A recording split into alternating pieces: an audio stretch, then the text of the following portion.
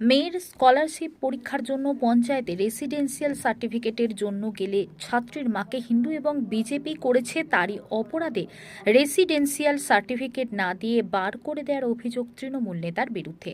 হাসানাবাদ ব্লকের পাটলি খানপুর গ্রাম পঞ্চায়েতের বাসিন্দা অনিন্দিতা ভূঁইয়া তার মেয়ে স্কলারশিপ পরীক্ষা দেবে, তার জন্য পঞ্চায়েতের রেসিডেন্সিয়াল সার্টিফিকেট নিতে গেলে তৃণমূল নেতা পিন্টু মোল্লা ও পঞ্চায়েত প্রধানের স্বামী কাদের মোল্লা তারা সার্টিফিকেট না দিয়ে পঞ্চায়েত থেকে বার করে দিলেন বলেই অভিযোগ।